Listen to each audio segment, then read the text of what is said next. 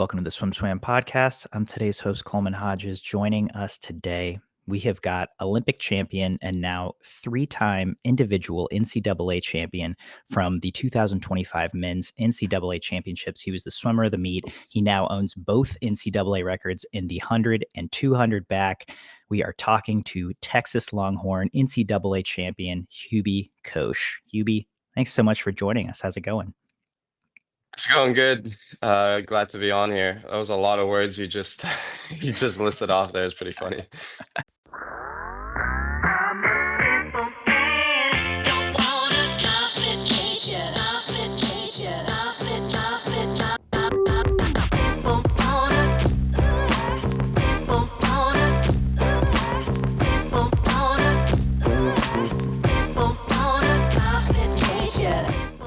This episode of the Swim Swam podcast is sponsored by Commit Swimming, Swim Swam's exclusive team management software partner. Since 2015, Commit has been providing coaches with swimming's leading workout management software. And now, Commit has team management software too. Commit wants to help you make the switch from Team Unify to a simpler, more powerful solution. Their onboarding and customer service team will walk you through every step of the way. Check them out at commitswimming.com to book your demo today. That's COMMIT swimming.com. You've racked up quite the list of accolades in this last year. I'm excited to dive into some of these with you. You're joining us from Hungary. Just tell me about the last couple weeks or week and a half, however long it's been since NCAA's, and your travel schedule and what you've been doing, how you've kind of come down from the meet.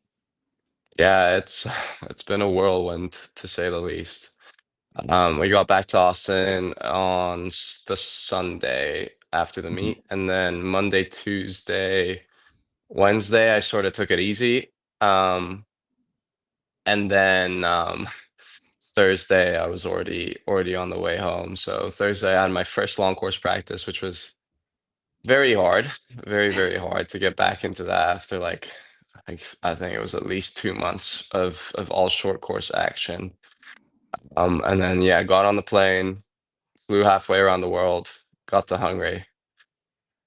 Yeah, I've had sort of a little crazy schedule over the past few days that I've been here, and now um, I just drove down 2 hours to the place that we were having nationals at. So it's been a it's been a crazy couple days. What kind of things are you doing while you're at home? I assume you getting to catch up with friends and family, but also I assume you're a bit of a celebrity back home.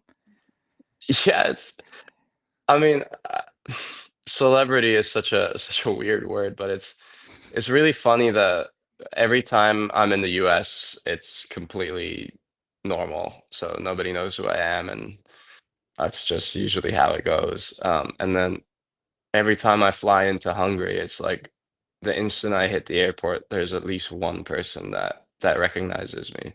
It's Mhm. like very funny because I I'm in the US for so long, and then just to come back and people actually know me, it's very strange. So yeah, I don't want to say that I hate it, but it's just a very big contrast, for going from the US to Hungary. So um, yeah, I mean, listen, these past 3 days really haven't given me enough time to see any friends. But here at Nationals, I'll be able to see them, so it'll be great in that aspect. Yeah. Yeah, I remember the one time I went to Hungary was in 2019 for ISL when they had a meet there, and I remember like all four of the ISL teams were staying in the same hotel, and uh, there were there were always people outside waiting and like collecting everyone's autographs and like making these autograph books. Hungarian swim fans are a lot different than American swim fans. They go hard. Yeah, absolutely. I mean, we love sports. Like we really genuinely love our sports. Um, and we really love swimming here. So anytime there's any sort of competition where internationals come in and like you can see some fast racing, you already know that there'll be a lot of Hungarians out there watching that. So we love sports, and that's just like what I was like as a kid. I always wanted to see the best people swim, and always loved going to these swimming competitions. So it was just sort of that culture around sports here. And yeah, I always love it when there's a Hungarian swim meet. Like if Worlds are in Budapest or the World Cup or something, you already know that it's going to be a great experience. And Short Course Worlds was exactly that. Yeah. Did you did you have like a formative experience when you were a kid of going to a certain competition and seeing swimming? Yeah. I think the two biggest ones were Euros. They were both Euros, and they were both in Hungary. One of them was on the island, which is like very close to the Duna Arena. Mhm. We have a pool on the island there, and then the other one was in a place that's basically 3 hour drive or 2.5 hour drive from Budapest, and we went there as well. And I always loved going to these meets and just seeing these Hungarian swimmers win. So it was very cool, doing all that, and growing up as a kid, just watching these swim meets. And I feel like that's part of the reason of why I became a swimmer in the first place. I mean, I know you said it's a stark contrast, but is it has it hit you, or does it make you feel a certain way that now you're the swimmer inspiring these kids? Yeah, somebody said that somebody's idol. Like I could be people's idols from now on, and that's just so weird to think that, because I was just this little kid, and growing up watching these guys, and now I'm the one that has to basically carry on the success and the traditions that we've had. So very weird, very strange feeling. It feels really good though, but I feel like it also comes with the responsibility that I have, and I have to give back what I received from all these big swimmers that came before me. Yeah. Yeah. Did you ever have an interaction you remembered with an older Hungarian swimmer? Yeah, it was always Laszlo. So like 2013 Worlds, I went to the 2013 Worlds in Barcelona. We just flew out there to watch it, and we met him at the airport. And he was like one of my biggest, well, he was probably my biggest idol growing up as a kid. Um, and there's this like iconic picture of me holding like the mascot of that World Championships after he signed it, and then I stood there with a picture, like took a picture with him, and then we recreated that picture right after Tokyo, the Olympics, at the airport. So because that's where he swam his last race, and I was the other Hungarian in the event that he swam last. So it was very cool to have that, even though I didn't really do well, and I expected a lot more from myself. But it was very cool to share that moment with him, I guess. My gosh, I did not realize that, but I mean, what a moment to share with an idol, and just to be on the same team, right? The same national team as him. What I mean, was he? Did he live up to little Hubi's expectations when you actually got to know him and interact with him? Yeah, absolutely. I mean, this is why he was my biggest idol, is because of what kind of a person he is. And I feel like not just Hungarians, but people around the world, all sorts of swimming fans, everybody who knows him can attest to that. And I just have this one, memory of Euros, my first real, Euros in Hungary, which was 2022. That's where I swam my junior world record. And it was funny because I swam that time in the semifinal, and then he obviously made the final. Mhm. And so, right before, or no, it wasn't 22. Sorry, it was 2021. It was 2021. It was right before Tokyo. So he was still swimming, obviously. And so it was funny because I swam that great time, and then right before the final, like in our team area, he saw me, and he was like, "Don't let the other people see that you're nervous. It's okay. It's all right that I can see you nervous, but don't let the others see that you're nervous." And I was like, "Is it that obvious?" So it's funny. I mean, it's just in that way, and just the way that he said that, he taught me a lot about, how to conduct yourself. And obviously, Bob later just sort of really taught me how to behave at a race. But Laszlo sort of got me thinking about that even earlier, to not show that you're stressing or anything. And it was an important life lesson. Yeah. I That's so great to hear, just because, growing up as a young swimmer for me, like, I remember watching, those epic battles with Phelps and Lochte and Che, and, like, he was so easy to root for even as an American, because he just seemed like such a cool guy, and he was such a storied swimmer. So it's great to hear that he is as good of a dude as he lets off. But also on that note, let's talk about your your approach to racing and how it's evolved. Because this NCAA seemed to go just about as well as it could have. Coming into this competition, did you have any sort of goals or expectations for yourself, especially knowing you had been to this meet before? Yeah. Yeah, exactly. So last year obviously didn't go the way that I wanted it to go. So I learned a big lesson, and I think Bob and I both learned the same lesson about how I need to taper for this meet. And if I really want to swim well at NCAA's, then we have to sort of back off conference a little bit more. Um, so yeah, I mean, my in the beginning of the year, all the Texas guys sat down and we had a little meeting where they said to us, come up with a personal goal for this year, an academic goal for this year, and a swimming goal for this year. And my swimming goal for that year was to get the 200 backstroke NCAA record back. So from day one, basically, that's what I was working towards.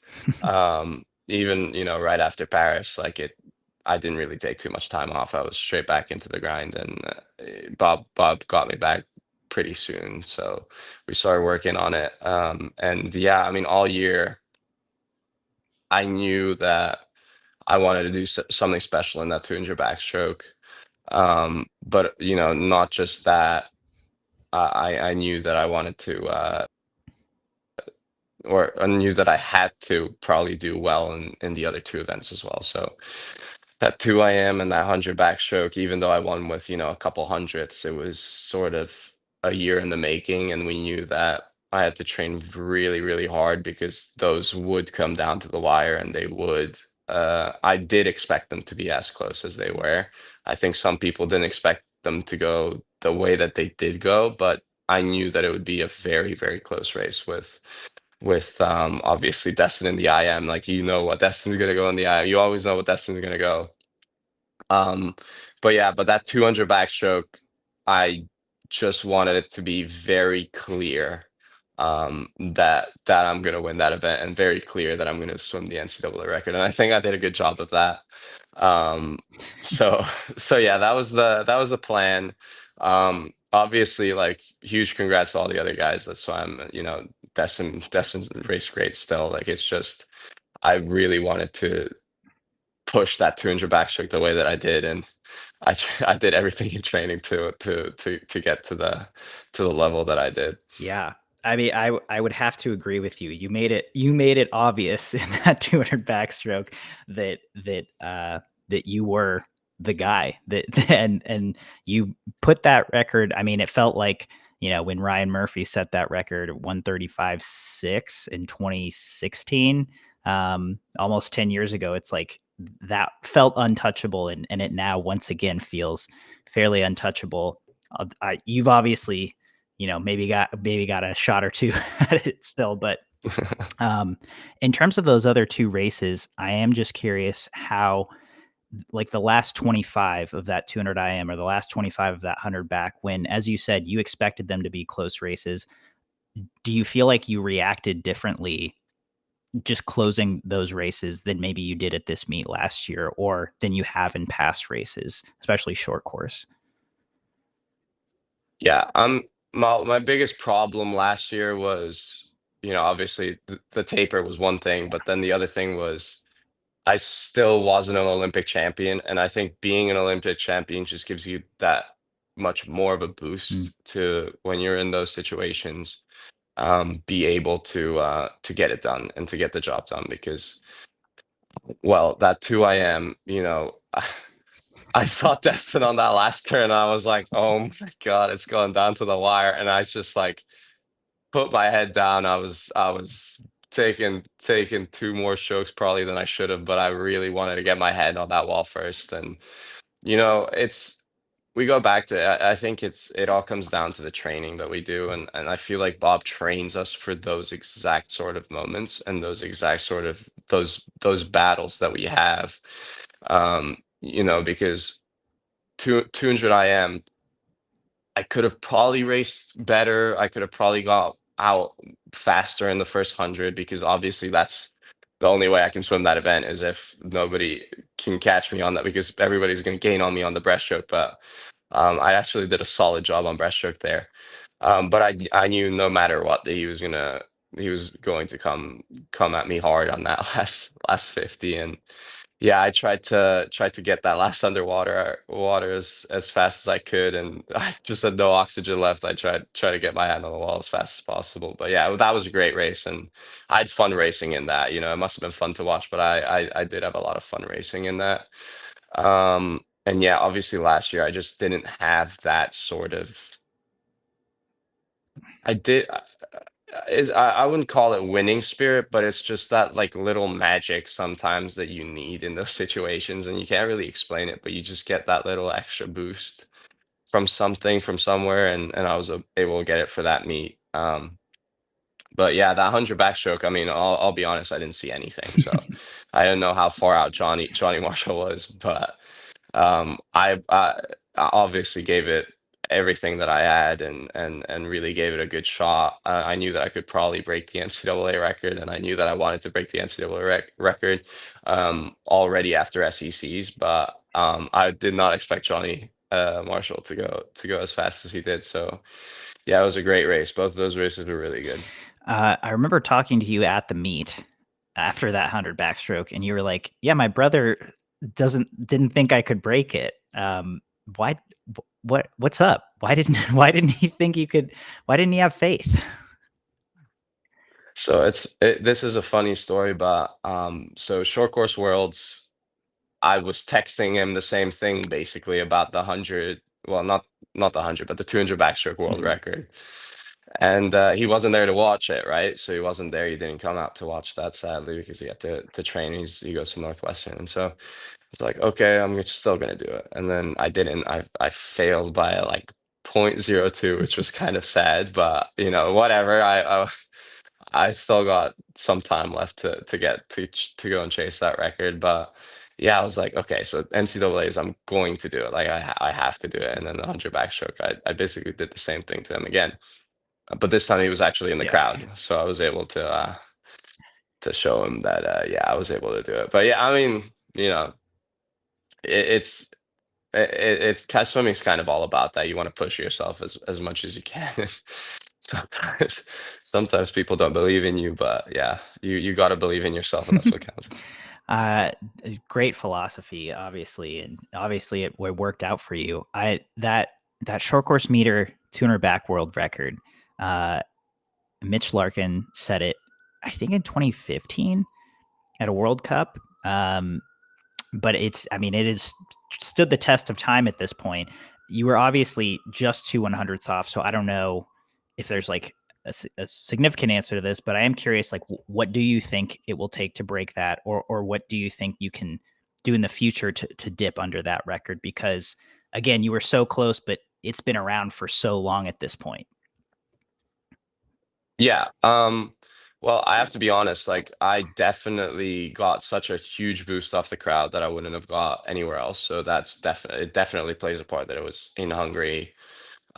Everybody came out for that one last event, that one last day. They all sort of expected something to happen, at least to get a Yeah. gold. But yeah, I'll be honest, and I said this in my interview as well after the two back at NCAA's. I'm still learning how to swim that Mm. event. And it's like it's funny to say it, but I've only really been swimming short course, like properly, professionally for a year and a half. So we didn't really care. Well, I don't say we didn't care about short course when I was back in Hungary, but we didn't know how to train for it. And then obviously, like with Bob, I needed a year to sort of adjust to short course yards. And I went from a 142, no, I didn't have mid-season, but like that was my best dual meet time to 138 or 137.9 at Minnesota in my first NCAAs. And then I went down from that to the NCAA record last year. And then I went down from the NCAA record to the new NCAA record this year. So I'm still dropping in short course, and I feel like, and Bob knows this too, like I didn't take it out as fast as I should have in Budapest. Um, and this time at NCAAs, I didn't make that same mistake. So, I'm learning from my own mistakes, and if I get in, like, it always comes down to if I get another chance at a short course worlds or like a World Cup potentially, if I'm in that sort of form, because I was in I was in an okay form, but obviously to have the crowd there meant a lot to me.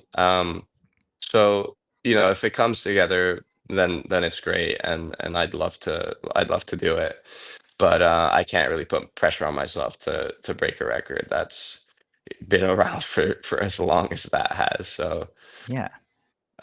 yeah, that's and then obviously you know, it's Budapest does have that special magic in that pool. And I feel like everyone says that, not, Hungarian, not Hungarian, European, like whoever, anyone who's, I feel like internationally, that is many swimmers' favorite pool to race at. Uh, Yeah. yeah. So going to that short course yard, 200 back, 134.2, which again almost doesn't sound real. You said you're still learning. Can you pick apart that race and say what what improvements you might be able to make moving forward? Yeah, so I was thinking about this the other day. I don't really think if I take my splits and look at my splits, I don't think that I could say, okay, so this split was a little bit slower than it should have been. Like at the end of the day, it comes down to a swim, and like you're not gonna know what times you're splitting and what you're swimming right in the moment. So it's just about how you do it and how you race it, and then the time will come. I genuinely was shooting for 33.9. That's how much like that in the beginning of the year it was just about getting the record and just about like really, you know, um getting it and having a good swim. But after after SECs, I was like I'm going for some really good time here. I'm going for a 33.9. But it's good to have goals like that that are really like I don't want to say out of reach because it did look like I could get it at the end, but it's great to have that going forward so that I have somewhere else to go next year, and then it's not just about swimming these times, it's also about the title and the team as well in the end. So I feel like my swim, that NCAA record, wasn't just great for me to have swam a record. It was great for sort of momentum going forward in the meet for the guys who came afterwards. And when I saw Luke's 200 freestyle NCAA record, that put a fire inside me for the 100 backstroke, because I was like, all right, let's go. Like we're swimming really well, and I love seeing fast swimming. So I'll be honest, I hope that my swim helped some of the guys as much as Luke's swim helped me. Yeah. I'm if from this meet or even just from this season, I'm sure a lot of firsts for you this season, just being at Texas, being on a new team, being in a new town. Is there a moment that stands out to you again, either from this NCAA's or from this whole season? Yeah, I mean, a lot of moments stand out. Funnily enough, I remember our first dual meet and our first relay against LSU. We lost. So it's like I looked at Paul. I was like, "Great start to the year. Great start to your Texas coaching career." But yeah, in the beginning, it didn't seem likely that we were going to do anything close to what we ended up doing. And as the year rolled on, like, Rex emerged, and like, that was crazy for us to see. That was amazing for us to see somebody emerge like that under Bob, and to have some like really, really heavy hitters um sort of come in as well and come into the picture. It started becoming more and more real. And I feel like winning SECs, even though I didn't win, that moment stood out to me a lot because I saw like the belief come creep into these guys' eyes, and they were like, okay, so we can actually fight for a title here, and that was great for me to see because I was like getting ready for this NCAA's. Like I really wanted to do well at this NCAA's, and it would have been very special. I thought that it would have been very special to do it back to back in two different schools, and somehow we ended up doing it, and it happened. So I feel like that's obviously those two meets, SECs and NCAA's, were really, really special moments, and you know I'll remember them forever. That's for sure. That is quite the juxtaposition. You went from losing the first race of the season, which is the 200 medley relay, to becoming NCAA champions en route to winning the NCAA title. Can you, what happened in that race during LSU? Well, I probably swam 2 seconds slower on my fly split than I did at NCAA's because we have to remember I was a 4 a.m. swimmer, and then Yeah. Texas needed a flyer, so Bob said, "Well, you're doing the fly." I was like, "Okay." Um, if you can ask Bob this, it took forever for me to get my short course yards fly together. It was a long process, and I kept telling myself, once I shave, my fly will be good. Once I shave, once I taper, my fly will be good. Once I taper, and then I was able to drop like half a second in that NCAA final in that 50 fly. So we got there in the end. Took a long time, but yeah, my 100 fly got pretty good this year, just for the sole reason of the fact that we needed a relay, a flyer in that relay. What what was what took so long for your short course butterfly to come around? What was challenging about it for you to get the hang of it, or to, get it where you wanted it to be? I feel like first of all, I was always like decent in long course. Like I came to Bob, I think, with a 51.5 long course fly. So my fly was always there, but with Bob, we at ASU we needed a backstroker.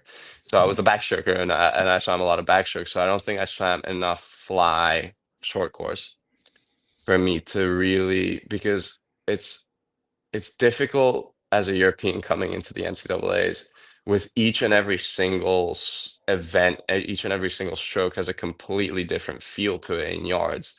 Like there's no real just like if you switch from backstroke, long course backstroke to short course backstroke, then you can switch from breaststroke to breaststroke. It's each and everything has to sort of be set differently, which Mhm. is what I felt. And so the fly, we just didn't really focus. Obviously, we had Ilya. But now that we needed it, I had to, because all it is short course is hitting the wall, and that was the hardest part for me. Bob and I went through so much pain in the beginning of the year where I didn't hit the wall, or I was too long onto it, too short onto it. And my underwaters needed to, because my backstroke underwaters were okay, but my fly underwaters were not as great as I wanted them to be. So we had to work on those as well. And in the end, it sort of just came together. But it was a very long process. Sounds like a lot of work went into it, Yeah. but again, you did finally reap the benefits. Wow, what a Cinderella story in that event. Yeah, absolutely. I mean, going from 45 something mid-season in 100 fly to 43.4 in the relay felt pretty good. Felt pretty. Yeah, that is significant for, 3 months or so. Um, I'm so you're one of the few athletes who has been under Bob Bowman, both at ASU and now at Texas. And I'm curious if you've seen him grow or change as a coach as the environment has changed, going from ASU to Texas, or if he's been, just Bob seems like a very consistent person. And so I'm curious if he has just been kind of very consistent, or if he's changed in some ways as a coach at Texas. It's funny that you say that because I mean Bob is Bob. Like Bob will always be Bob, but I feel that maybe this is just personal to me, but I feel like I don't want to say took it easier on us because the practices and everything are the same way, but he was I feel like a little bit nicer, if I can say that, to us this year, especially to me. And obviously I hear some of Chase's horror stories from back in the day, which some of them may be true, some of them might be lies. We don't quite know.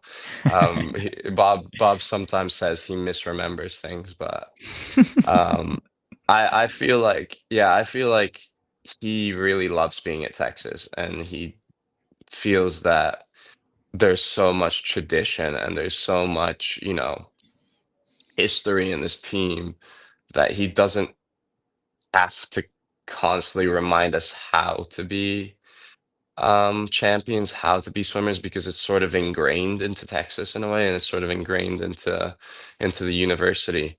But whereas in ASU, you had to constantly remind us what we're going for, what we're trying to reach, and how to keep it consistent, how to keep ourselves um, together to fight for championships. And I feel like at Texas, he doesn't have to reiterate those facts, especially in the way that he used to reiterate those facts. We still, he still let us know when we did something wrong, especially in the beginning of the year. He still let us know, but it's it's in a little bit of a different way than it used to be. I, I that makes a lot of sense to me, and it's really cool to hear that uh, because it seems like it would make a difference, right? Like you just think about, you mentioned earlier Luke Hobson in the 200 freestyle. Like I'm sure Bob Bowman helped him this year, but it's like, but he's already got it like ingrained in his head that like Texas does 200 freestyle. I assume, it's like there's such a rich history in that it's like I'm I have to assume he has that little kind of be like you were talking about with winning an Olympic gold. It's like he has that backing of I know I can do this because I go to Texas and like we do 200 freestyle. Absolutely, absolutely. I mean, I feel like, yeah, there comes the, expectation comes with Texas, but also there's a sort of power. And Bob talked about this, like there is a power of when Texas shows up on the pool deck, in the same uniform and looking the same, with the cowboy hats, obviously. But when we all show up together, it's sort of intimidating, which was interesting to hear. But I feel like I completely agree with that. And Luke, obviously, Texas knows freestyle, so there you go.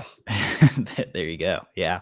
And not to say, I mean, I think they've won NCAA titles in every single event. It's not like, yeah, just the story to history of Texas is so rich and runs so deep that that's good to hear that Bob is a little nicer now.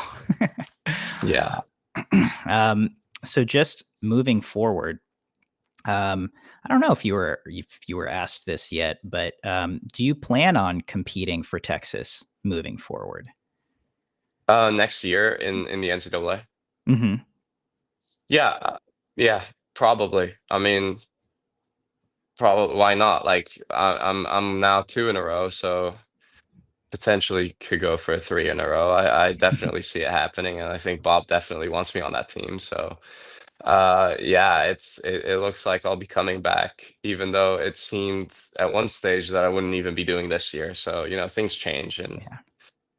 I'll be honest, I did love my time at this year at Texas, and I really enjoy being part of this team. It's very different to ASU. I loved being on ASU and I love the guys at ASU, but it's just It's so different in a way that you can't really explain, like, you can't put your finger on it, but there's some sort of energy at Texas that I've never really felt anywhere else, obviously, like, Team Hungary or team whatever I was on at home, like a club or ASU, like it just doesn't have, the same sort of feeling. But that's the best way I can explain it. So yeah, I all things equal, I'll probably be back next year.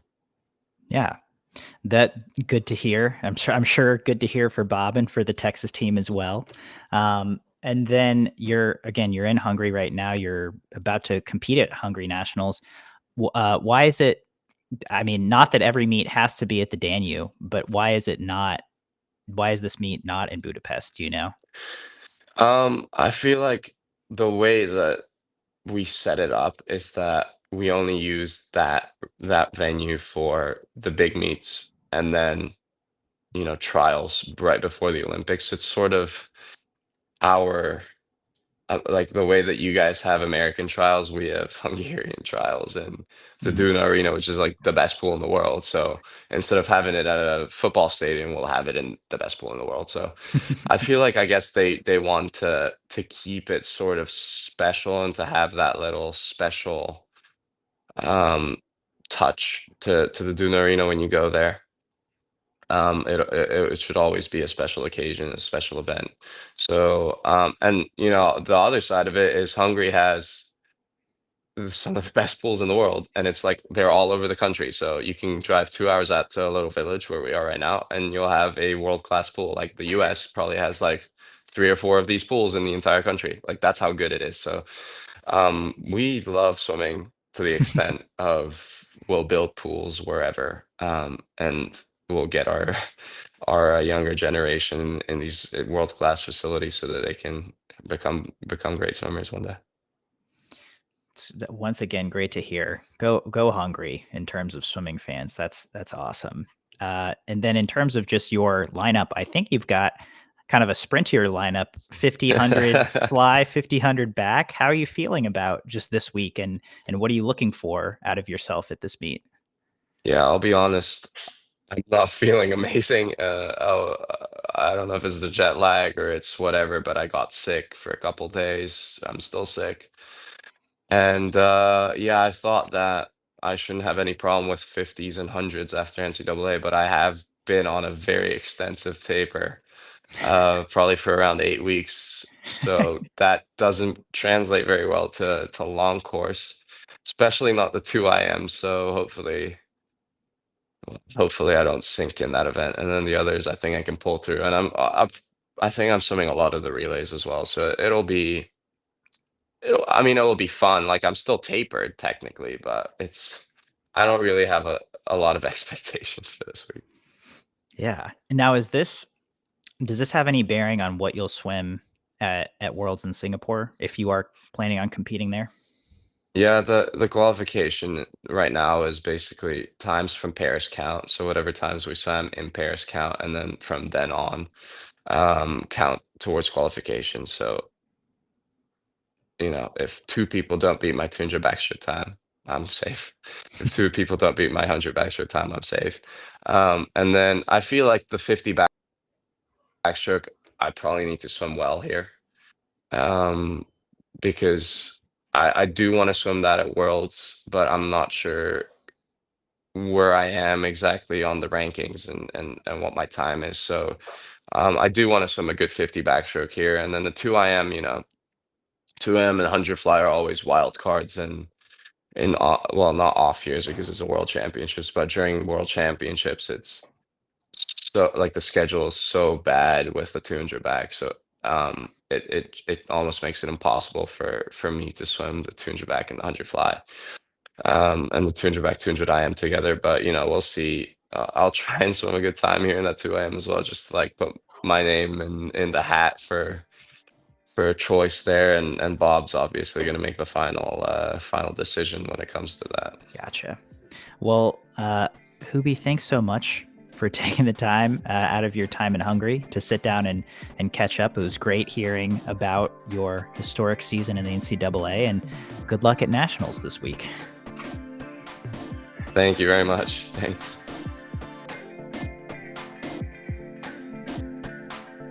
You've been listening to the Swim Swam podcast. Stay tuned for new episodes every week. You can take Swim Swam podcast on the go by subscribing on your favorite podcast platform. Look for links in the description below, and be sure to subscribe to our YouTube channel for more videos as well.